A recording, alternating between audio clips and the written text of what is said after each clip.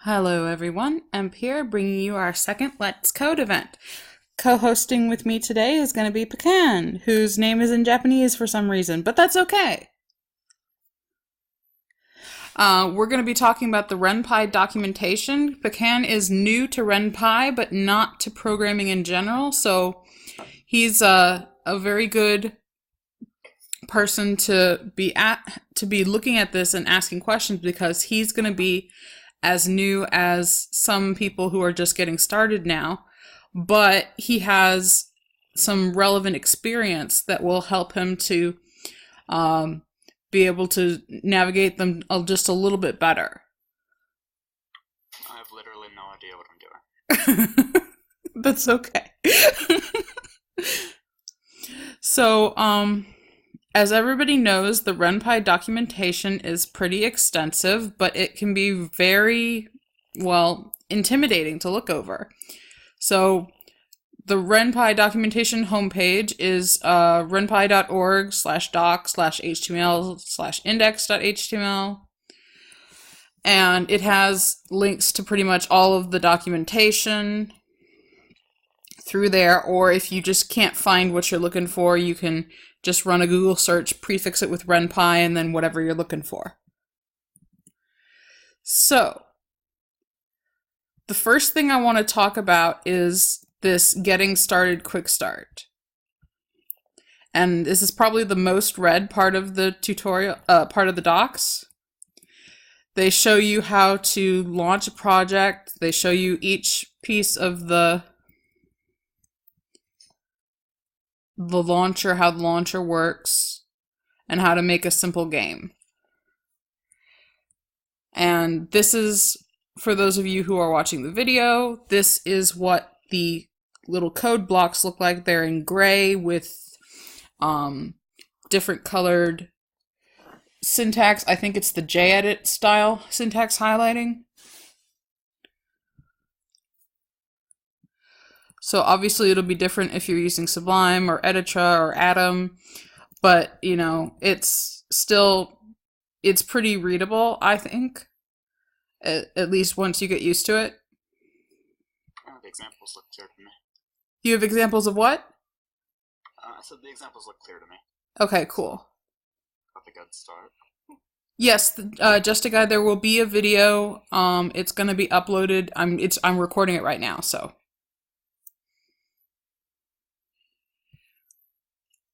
Yeah, I mean later.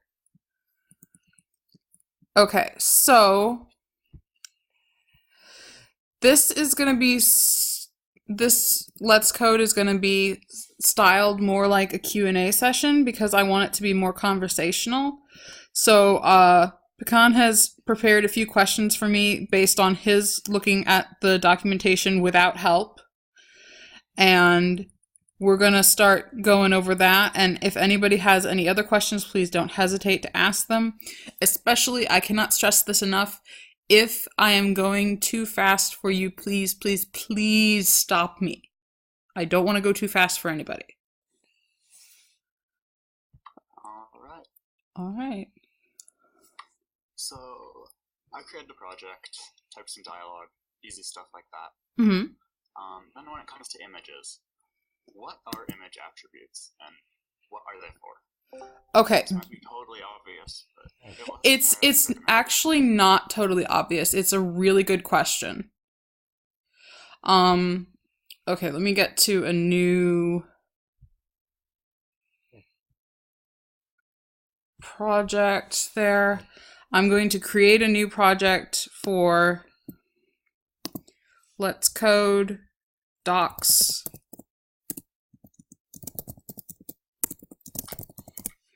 And let's do some, I don't really have very good example images because my images are will have one attribute each. But the basic idea is you can make something like this, where you have image, some guy standing, pose 1, happy. Like that. And it'll equal whatever the image is or something. if you show it, you have to specify all the tags, all the attributes that go with it to start with. But after that, you only have to specify what changes. So if you have the some guy standing pose 1 happy, and you want to change him to some guy standing pose 1 sad, you do not have to type all that out again. You just have to say show some guy sad. Oh. And how long does that scope persist for? Like, at what point will that be reset and I'll have to type it all again? Just when you do a scene, that basically wipes everything that was on there. That makes sense. Also, when you're jumping to a different label, I believe. Not sure about that actually, because it should just, I mean, I usually have a new scene statement at the beginning of most of my story labels anyway, because that's how I organize them, but it may not be a problem label jumping. I don't believe it is. Yeah. Alright, I'll just keep that in mind, I guess. Okay, so, but anyway, the attributes are for your convenience. The other nice thing about them is that with the tags, if you want to say, show some guy with some other attributes or whatever, that will replace the previous image that was called some guy, so that you never have more than one with the same tag showing at the same time, unless you do weird funky stuff with layers, which we may or may not get to.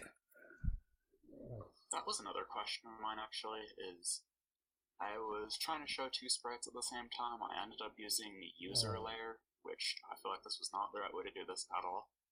But without that, it was just hiding the previous one that I had shown. So if you have, what did you name the images? I think they were named different things. It was just like image 1 and image 2 or something. Okay, you should be able to show them both. And the question is where you're showing them, as Droz says. So if you're showing them like at both in the center, if you don't specify where.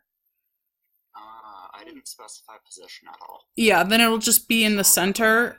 It'll be X-align 0.5 and Y-align 1.0. That's the default one. So it'll just go over the other one. Okay. But if you specifically said at, show this one at left and show this one at right, then they would both show up on the screen at the same time. Nice. And of course, you can create custom positions too. Yeah, that's exactly what I was just going to ask about. Okay. So custom positions are, let's see, where's my ATL?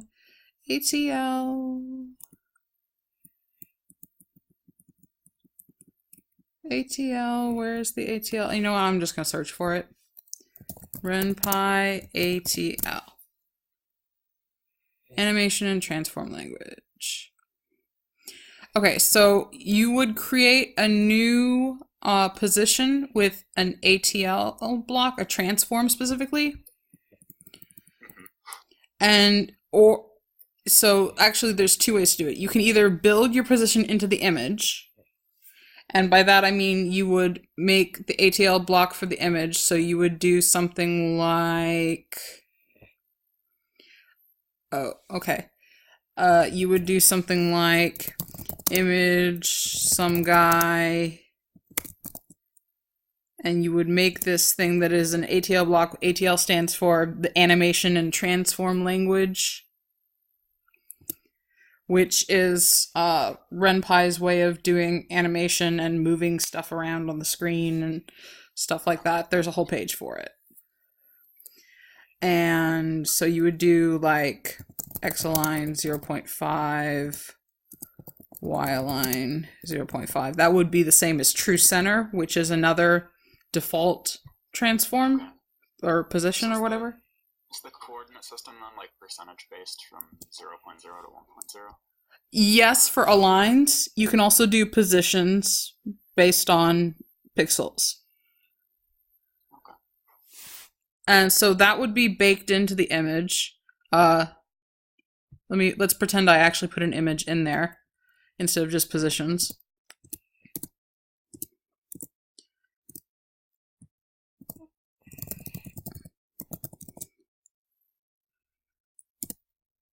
Okay, there we go. So let's pretend it looked like that from the beginning. And that, when you show it, will always show up in the same place, right? Unless you override it with a different transform. But you can do something like this, where you declare a transform, and we'll use Miko's right T. And what's your right percentage, Miko? 8.8? 0.9. Yeah, okay, let's use 0.9. X-line 0.9, Y-line 1.0, and like that, and then you would say show, and then whatever image you want at right T.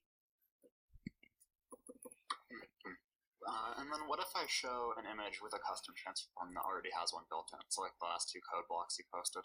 Uh-huh. What if I show some guy with right T? The transformations combined. I believe the transform will overwrite the stuff that's in there initially. But we can test it out. Sure. Okay, so let's test it out. Let's open my script files. Let's grab an image somewhere. Let's grab this picture of my Christmas icon thingy that Miko made. Let's code docs. Images. Christmas. And in the script, I will say image empish christmas.png, x-line 0.5, y-line 0.5, and then I'll say transform right t, x-line 0.9, y-line 1.0. And then instead of show Eileen happy, I will say show emp at right t, and we will see what happens.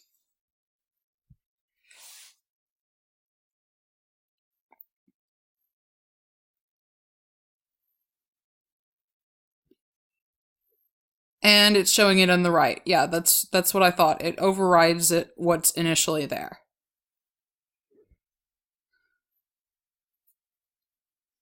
Yes, that's the image we're working with right now. Sorry. So with the animation and transform language, what I find useful is that they have examples for most of these. Like, they'll give you this thing here where it says an ATL transform equals transform name and then parameters in an ATL block. But they'll actually give you an example too. So they have the left to right one here on the ATL page, which has an X-align, and then it does an animation linear 2.0 to Y-align 1.0 and does repeat.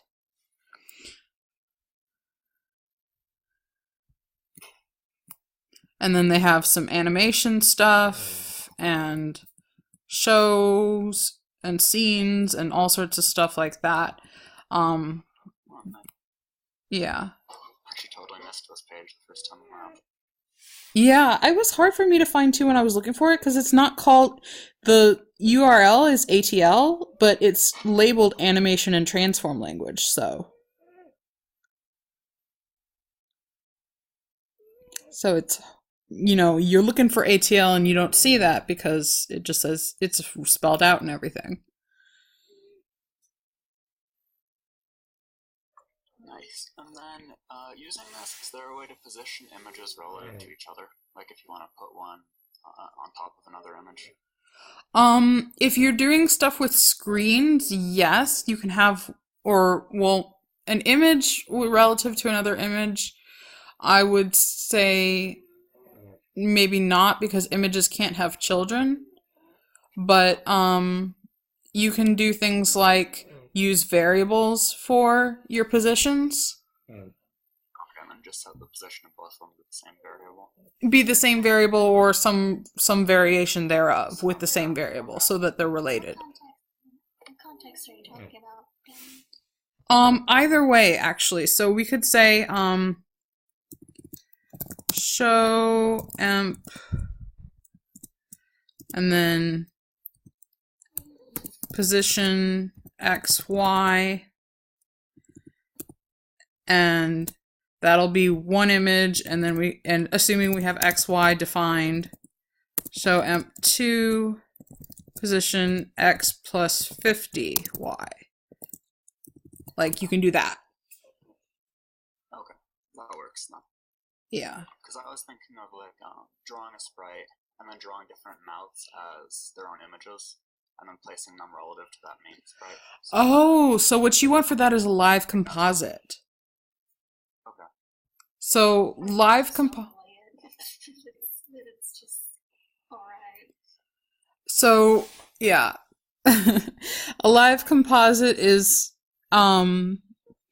basically it's an image. It returns an image and it can be used as shown as a normal image, but it's actually multiple images composed to create the one image.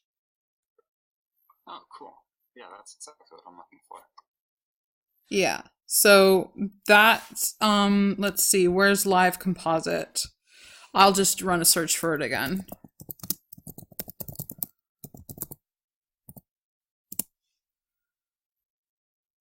That's under displayables.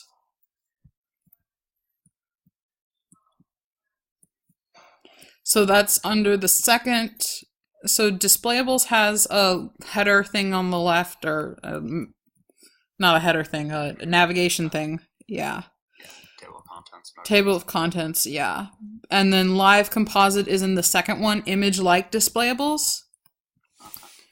And it looks a little bit confusing because it's got this args thing here, which Camp mentioned, and Camp isn't here, is he? Nope.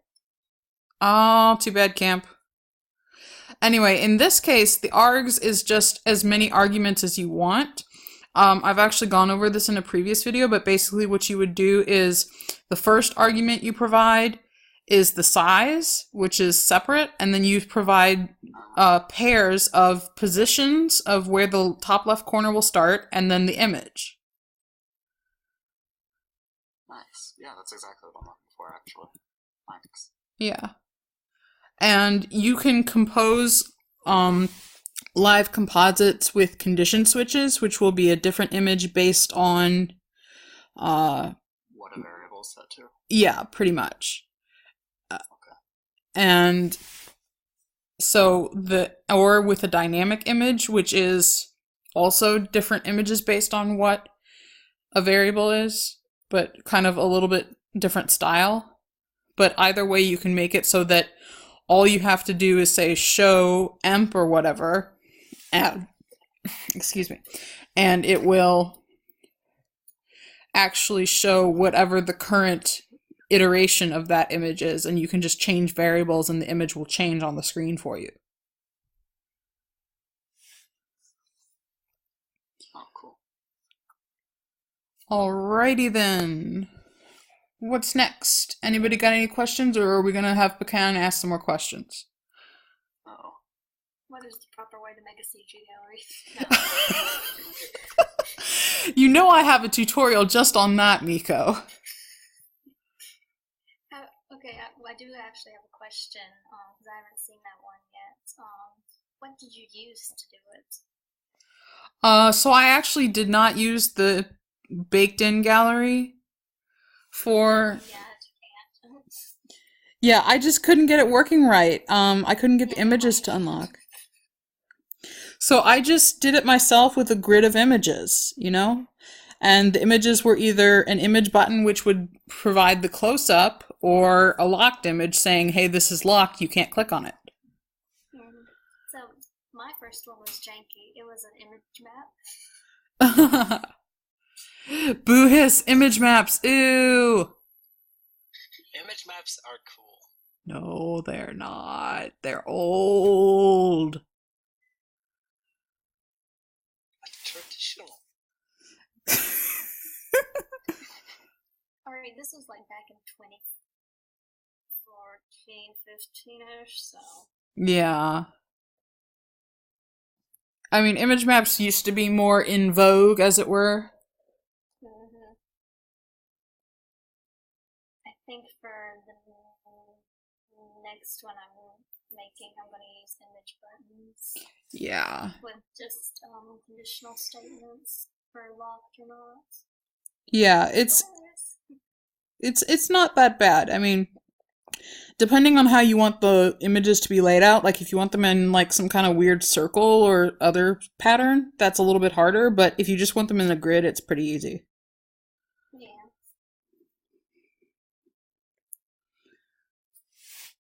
Any more questions? Any more questions?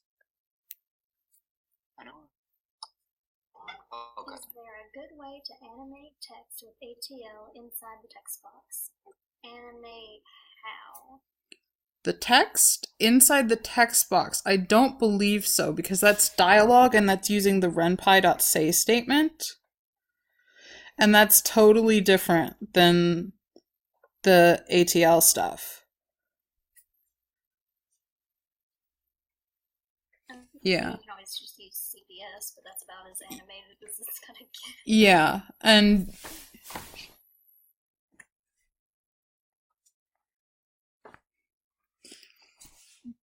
anyway, so it's like you can use text displayables and you can move them around with ATL, but I don't think inside the text box you can do much with it.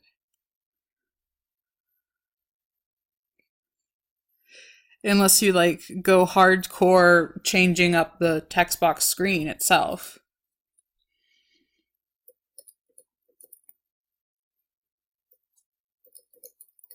Alva, I use image buttons. Specifically a grid of image buttons. Yep.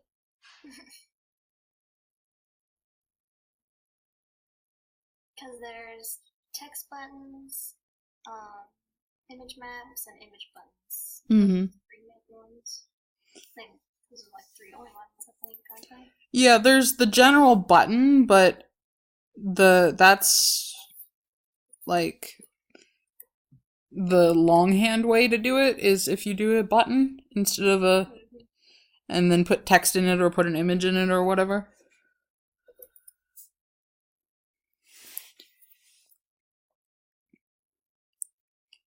Thank you, Miko. Am I your TA now? Sure.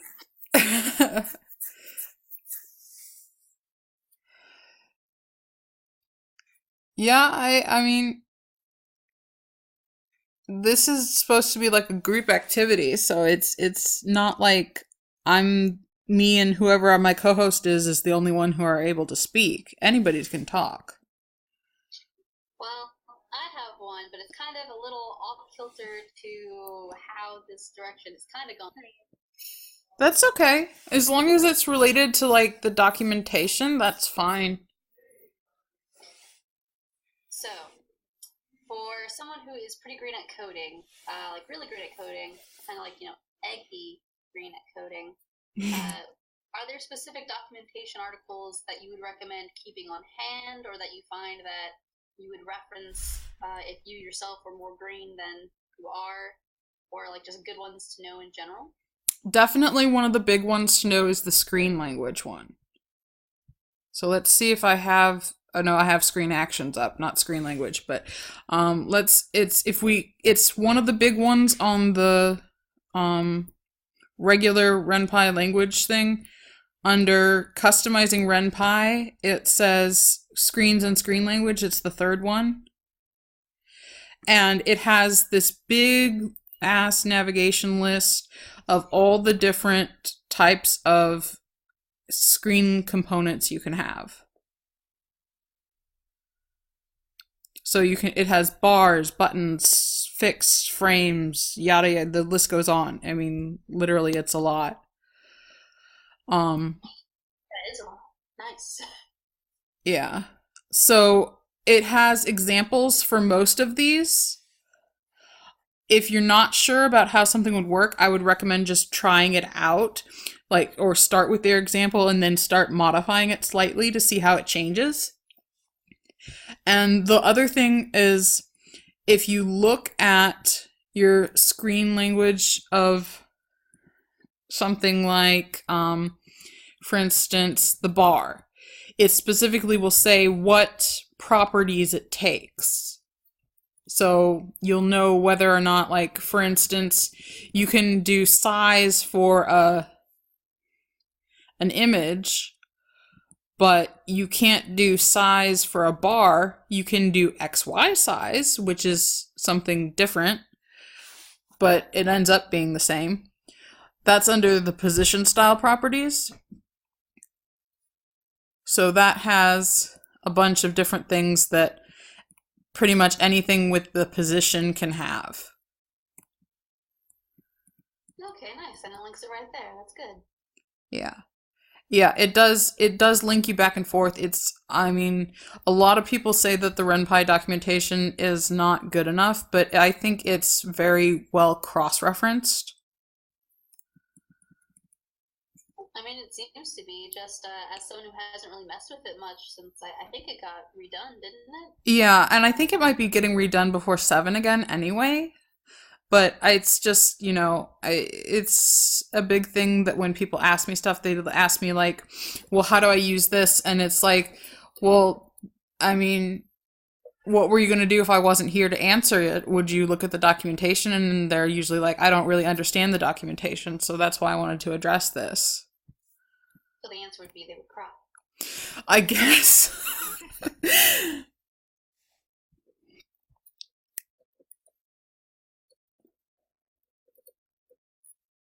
Okay, so yeah, screen language and screen actions are my big go-to ones. It really depends on what you're trying to do. Yeah, of course, but oftentimes whenever you're making a screen, that's what you'll need. So when you're doing any custom GUI work or GUI work. No, GUI. Billy, GUI. you said a screen action. Is that just the language syntax? I don't see a specific section that says screen action. I just want to make sure I'm not.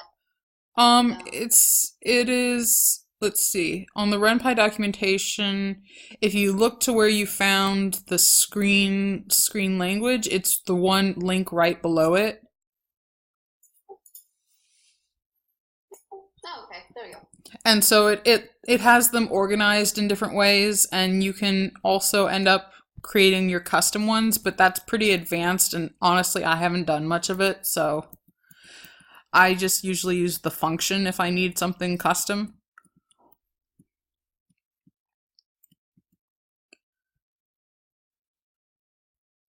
But yeah, these are the things that whenever you have action in front of after a button, so an image button, a text button, an image map even, an action is for something to take when you click on it. It can jump to a label, it can call a label, it can return a value, it can show a different screen, it can do all sorts of things. And it can change the values of variables too. Sorry, that's my cat. I was going to ask if that was a man pretending to be a cat or a cat. No, it's a real cat.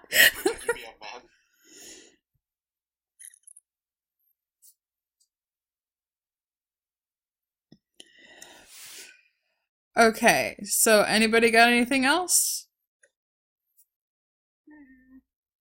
I do. Okay, yay, Saved by Pecan.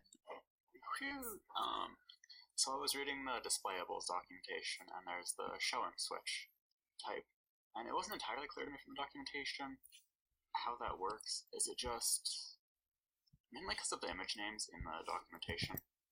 I couldn't tell if they were the ones associated with those tags, or if it's showing those tags, then show this image. Okay, That's what it is, right? the show and Does that switch? make any sense? Yeah, the showing switch. Let me find where that is, because I don't think I've actually used that. Showing switch. Okay. Changes what it is showing based off of the images that are showing on the screen. Ooh. Oh, that's interesting. So this is like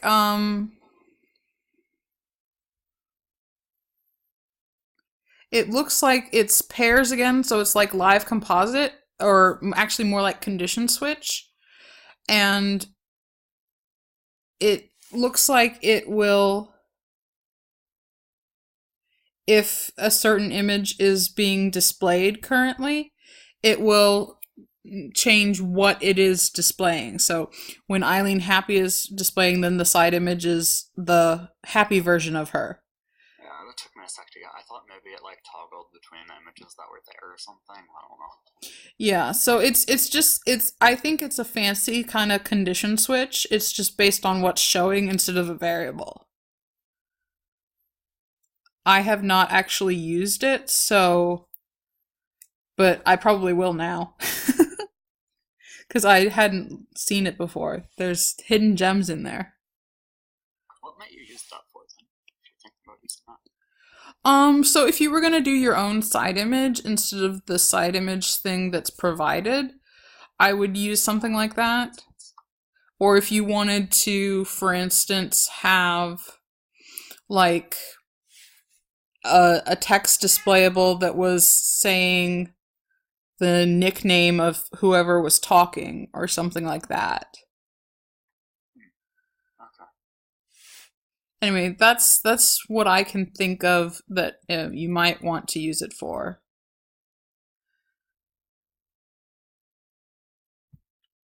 It's kind of like cheating, because it's like normally you could keep track of this based on just keeping track of what's showing, and then you could update your own condition switch or whatever. But this is just like an easier way to do it.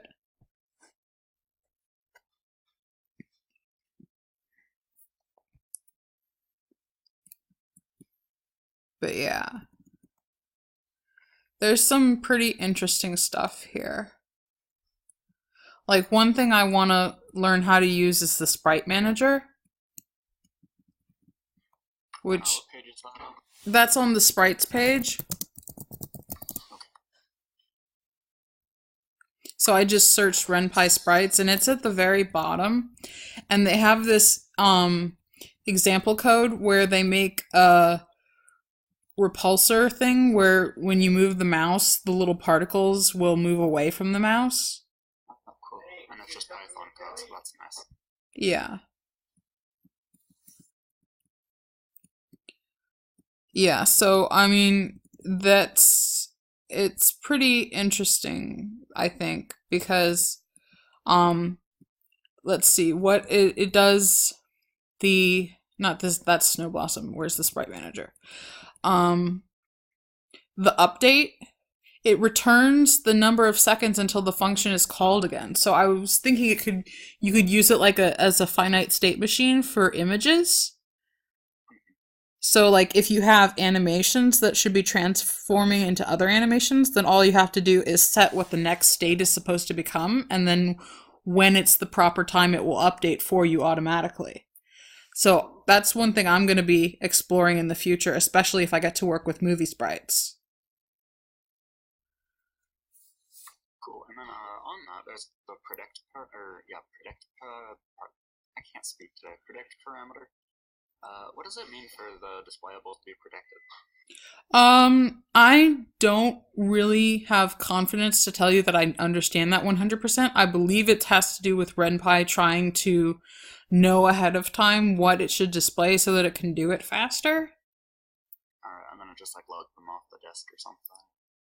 Yeah.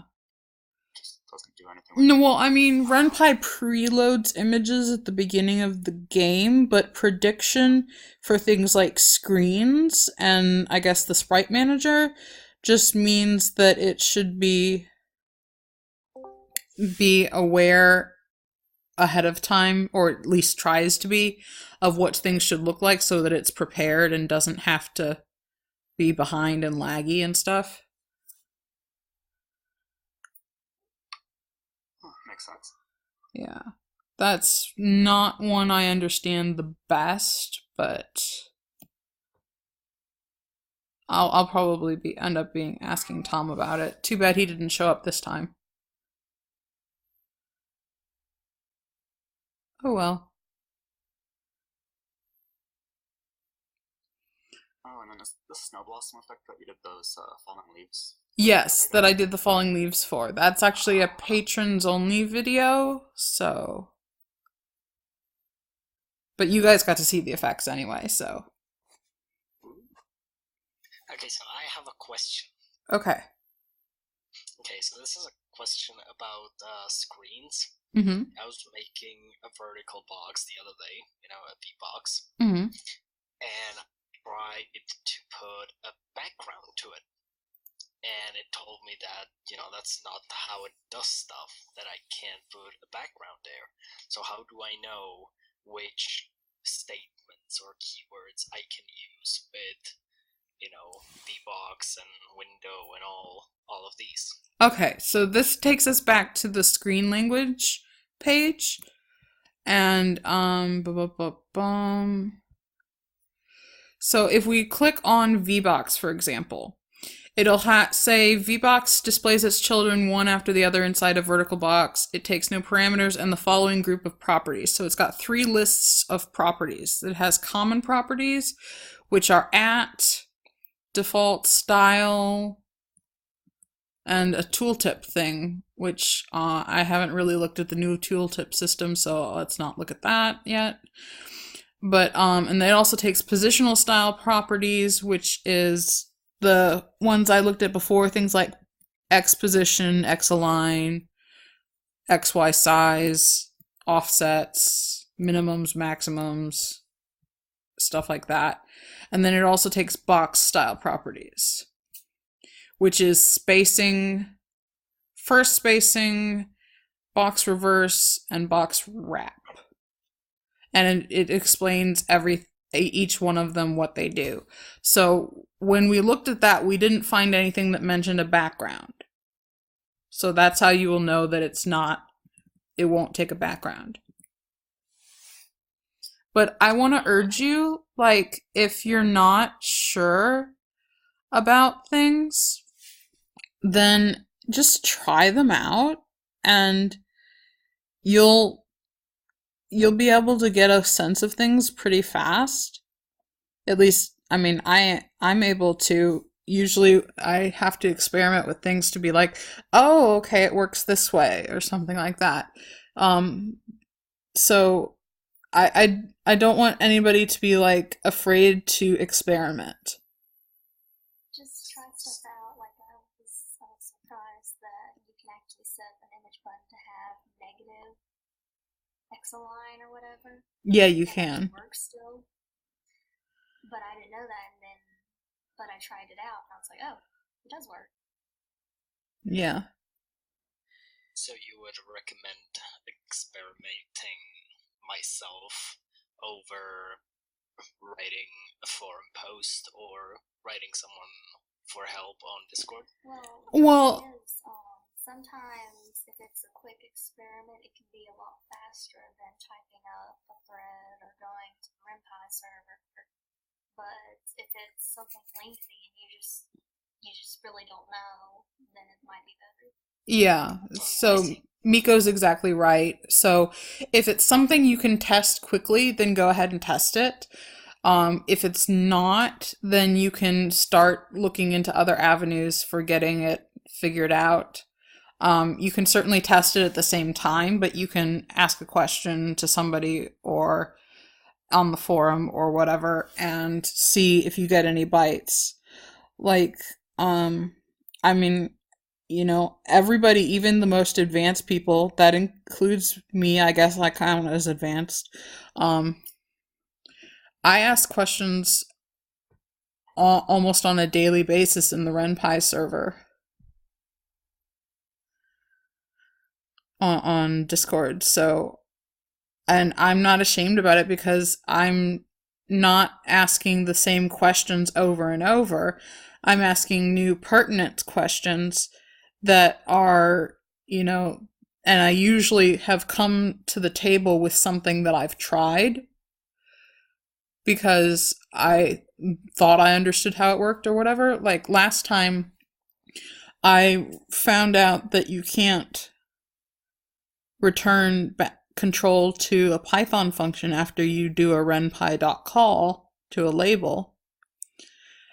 And I was just like, is this expected behavior? And Tom ended up telling me, yeah, it's actually been this way for a long time. And I was like, oh, I didn't know that. So, I mean, that's how you learn, is a combination of experimentation and asking questions. So don't feel afraid to do either. Okay, sorry for leading the conversation away from the documentation. Oh, no worries, it's fine.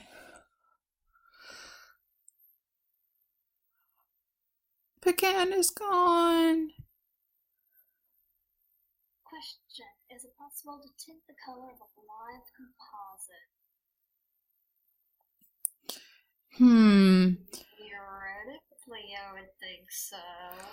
I would think so as well. However, I did notice that the m dot whatever's seems to only take file names as well. I did that when I was doing scales of different things, or factor scales, and it wouldn't take an image name. It wouldn't take a full displayable. It just would only take a file name string. I mean, would you be using the original color and a tinted color of the image? Because if not, then you can just tint it and then make the live composite? I don't know. Yeah. I mean, the thing about live composites is that they're a little bit complicated to set up, but once you have them set up, you can use them very simply. So I mean, it's not that bad, I don't think, but it is kind of annoying. That's one thing I've been meaning to ask Tom about, because when I tried to do factor scaling of things, it wouldn't work for me. And it would give me an error, and I would be like, why? It says it takes a displayable. And so, yeah. That's part of the reason why I think the docs are going to be redone.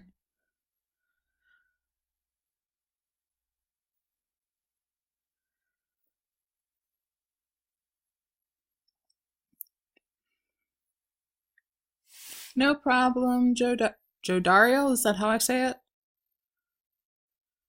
Okay, cool.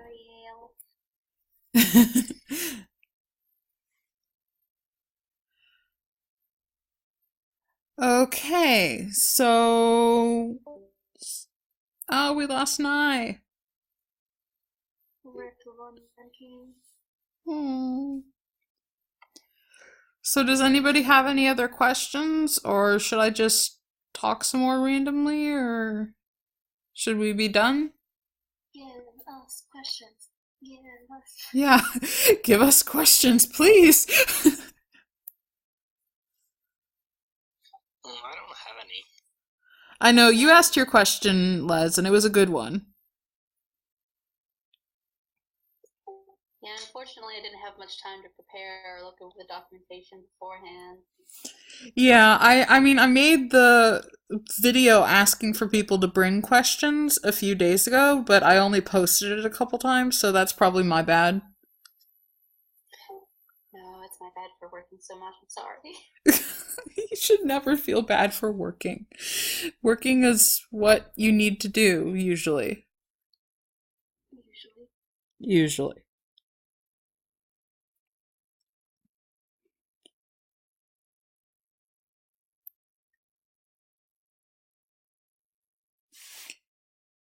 Let's see. I wonder if you could do a flatten of an image of a live composite and then matrix color it. Something tells me no, but that would be interesting to try. I have a live composite. Miko has a live composite. Let's do the matrix color of it. Oh, Jadario's gonna check it out. Okay, cool. We can use any of those. which I'm thinking about editing and trying to make into like a legit one with like the mouthpieces and all that. Oh, that would be cool. Like save a lot of space, but take a little bit. Yeah, but it's hard to do with your soft shading, right? Well, see, I was thinking about it. I was like, well, the only thing that might be a problem would be the eyebrows. Because the mouth, I already have to do a separate shading layer just for those Oh, to okay. make it soft. So I was like, well, maybe it would work. Those pesky eyebrows. Yeah. Those darned eyebrows. I mean, one thing you could do is you could have a base face image for that would include the eyebrows, and that therefore the eyebrows would still be under the hair, and that could be your base image for the face, and then you could compose the eyes and the mouth on there. Yeah, because then I could just, if I wanted more expressions, I could just easily add them. Yeah. I think that's a good idea. Do we actually need a live composite? Because I have my file open. We no, I think we don't need to try it right now, but I'll just be looking forward to hearing what Jadariel has to say after he experiments. Okay. So if nobody has any other questions, I guess we might be done. Talk some more. Quickly. Talk more.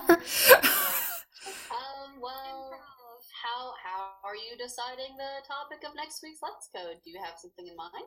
Oh, that's a good idea to talk about. I actually have a couple ideas. I was thinking of doing another focus on screens because a lot of people seem to struggle with that. I would like that. Okay.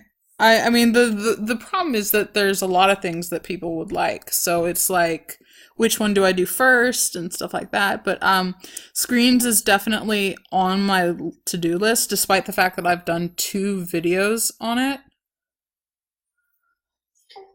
Well, I'm not gonna lie. What I want is priority.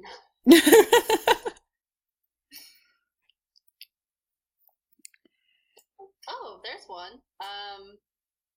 Well, 2, I guess. So, I think a cool thing for like your Let's Codes, perhaps at the end of the videos, like people could discuss what they would like to see in the next video, and you encourage people to join the Let's Code by, hey, if you're in here, we hear your opinion and we consider what you want. If you're not in here, well then goodbye. What is modal true? Ooh, that's a good one. So let's actually look that up and see what it says, where it actually uses it. I was thinking, I was like, well, I need a prompt to come up when the player finishes first routes, telling them, hey, there's still more left, do the New Game Plus. Okay. So I was wondering how I made a pop-up, so I was looking at the yes, no. Oh, you could do a notify. And what's that? So there's a notification screen that if you do Ren'Py.notify or whatever, then it'll automatically pop up whatever, it'll pop up whatever message you give it, and it'll stay there for like 2 seconds and go away on its own. And you can customize that screen just like you do anything else. Yeah.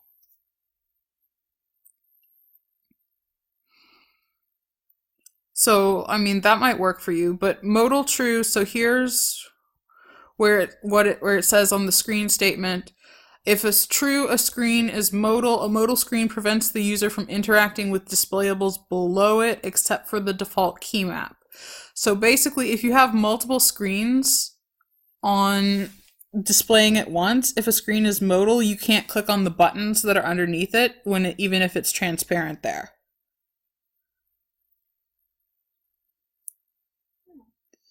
Oh. I have no idea what you just said.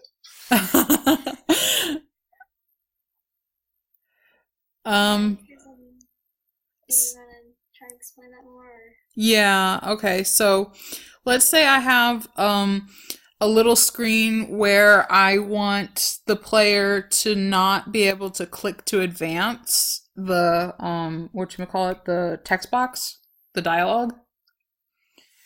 You would probably you could use modal true there, or you could call the screen. Those are two different options. If you call the screen, you have to return from it once somebody presses the return button or chooses whatever they're supposed to choose or whatever. If you use modal true, then all you'll have to do is hide it at the appropriate time later so that it will go back to being able to click on anything. The whole idea is that a screen is like a layer on your computer screen, and it's above everything that was put on there first. And even if it's transparent, if it's modal, you can't click on the things that are, quote, underneath it.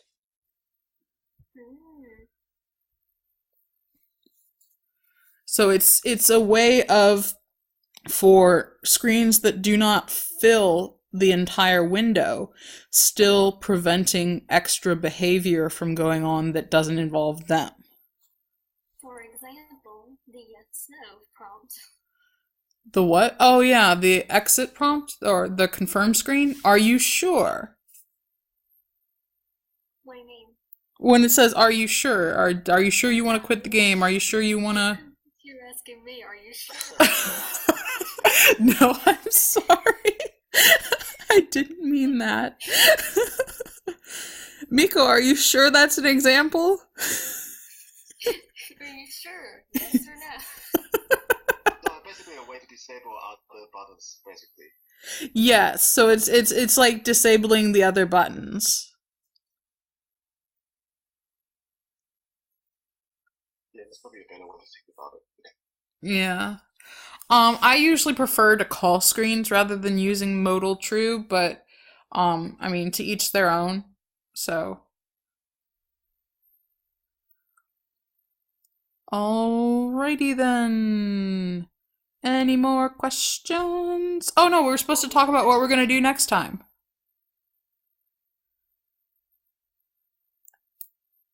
Ideas, people. This one's Crickets. sorry. Go ahead. I feel like this week is a bit too specific. Like I'm just trying to like go to what page, what type of stuff you guys are asking questions for. So it's like I can't really follow what's going on either because there's so many pages I need to read first. Yeah, there are a lot of pages. So you can always watch the video afterwards because for each one of them, I actually went to the page on the screencast. Yeah, but that makes like live attendance not that useful in some sense.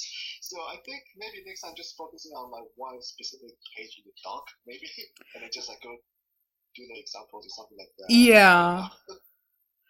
Yeah, I just wanted to. Video you can show Yeah. at the very beginning, so we know what kind of effects you achieve, and then just go to like the documents to how you achieve those things to the stuff listed in the documentations, something like that. So Okay, that's a good idea. Yeah, that's a good idea.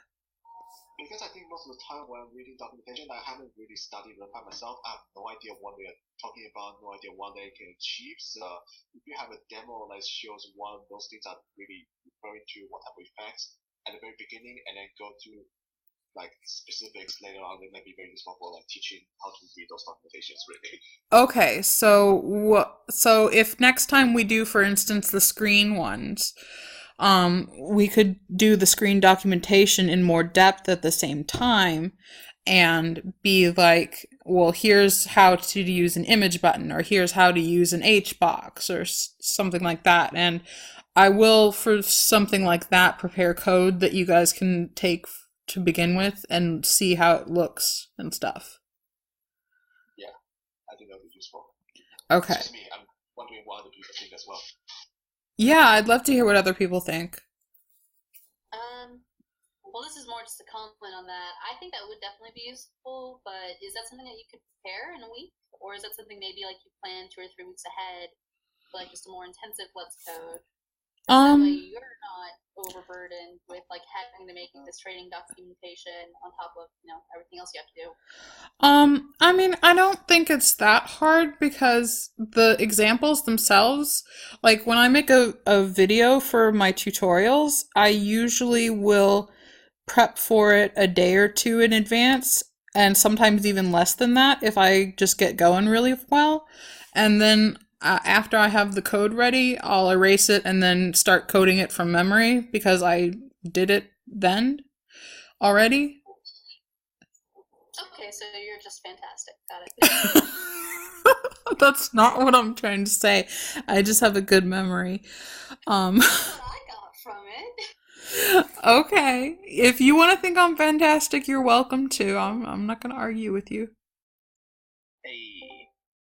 Hey, Sage. Hey, Ambish. What's up? Not much. Taking a break from stuff, dueling on Yu-Gi-Oh! Thing. Ooh, fun. So we are wrapping up our Let's Code with a discussion of what we should do next and just getting feedback from people on how you think this one went as opposed to last time and things like that. Because I'm still trying to perfect it here. Wrapping up a Let's Code? I'm new to this server. Let's Code be... Let's Code is, well, so we have a Let's Read event where we read like demos or short visual novels together and have fun with it. So I started this Let's Code as kind of a similar way, except that we're, instead of just reading something, we're learning some aspect of coding in Ren'Py. Oh, that's cool.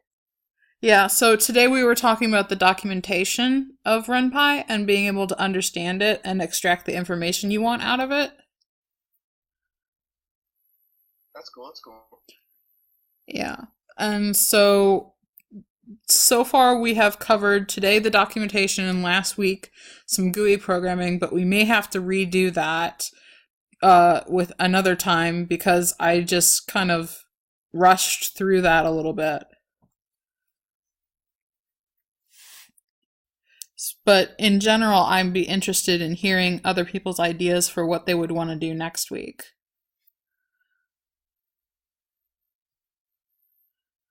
Don't think I have much feedback myself. Yeah, you just got here. I don't know. I think going through screens, I would really like that. As for like, I don't know, what a good suggestion on some of your videos, like if we do go over screens, would you have one or two that you'd recommend as kind of like a pre-game for people to watch beforehand? Yeah, absolutely. There are a couple of ones that I have on my Ren'Py tutorials. I have a basics one that goes over the concepts of how screens work, and then I have some ones that are on custom screens, which are more about orientation and boxing things and stuff like that. But they also go over like what a style is and how you would apply a style to a particular screen component and things like that. I can provide you with the links for that. Let me grab this.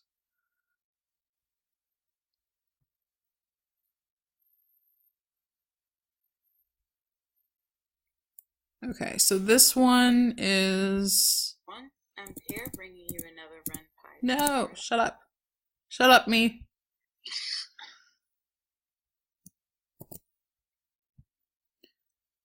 So this one is the basics screen concepts one. Yay! And then my original custom screens one is way older. So let's go back to my channel. And the videos. And let's scroll almost all the way to the bottom. That's a 2-part one.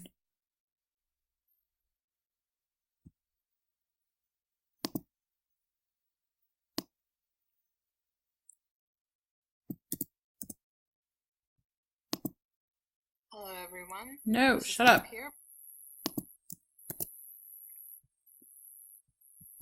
There's the part 1 of it.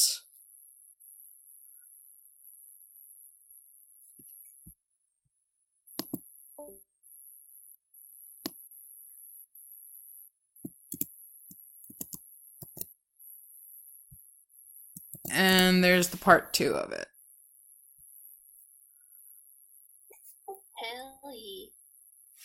So yeah, that's what I would recommend taking a look at beforehand, but for the Let's Code next week, if we're doing screens, which it seems like we're probably gonna be doing, it seems like we're gonna go in depth for several different of the components pieces, and then we can do some stuff about like how to compose them together.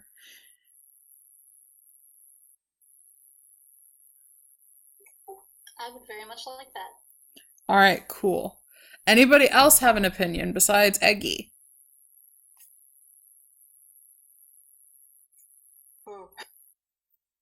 It's not that I don't want to hear you, Eggy, but it's just you've already expressed your opinion. I'm very happy with it. I just want to hear other people too. Yeah, and other people should talk. Yeah. Or at least type. Come on, guys. Come on, guys. Love to give feedback myself, but yeah, y'all already know. Okay, so you like the screens concept as well for next week?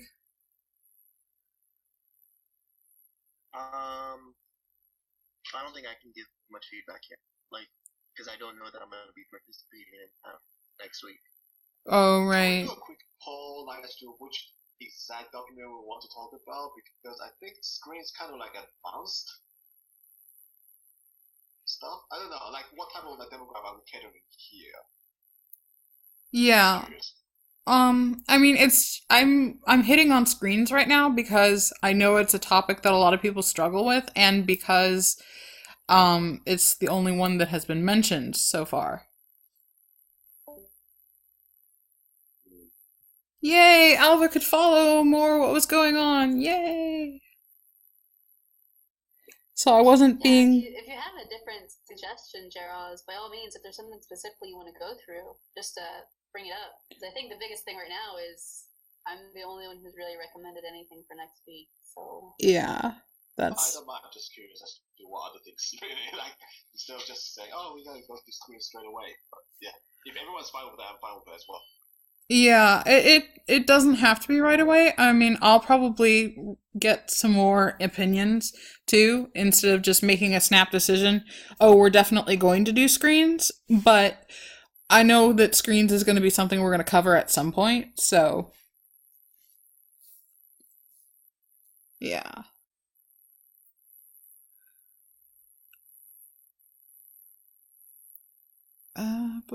So is Ren'Py just the most adopted framework here, and that's why y'all are going over it, or Well, what's the Ren'Py is the one I know the best, and I'm the one who's hosting it, so host preference? I see. yeah, host preference. I like Ren'Py. I mean, it's open source, it's free, it's a really good choice.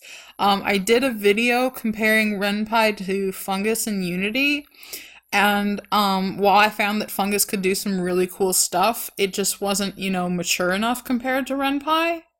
Like Ren'Py has been around for years and it has a lot of features that are really like you've come to, I guess you get used to and you come to depend on, and trying to make them myself in Unity was a big pain.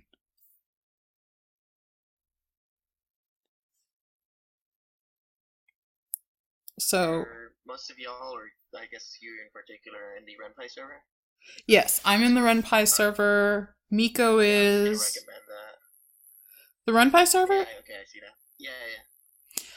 Yeah, I recommend it. There are some kind of weird people there, but there's also Tom there who will answer questions Yeah. from random people. I see.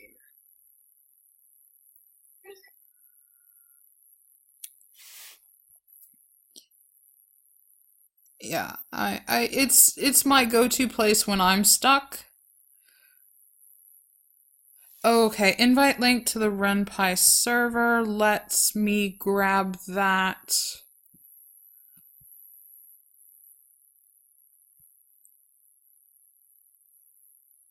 It's just the Lemmasoft. Yeah, it's the Lemmasoft. There you go.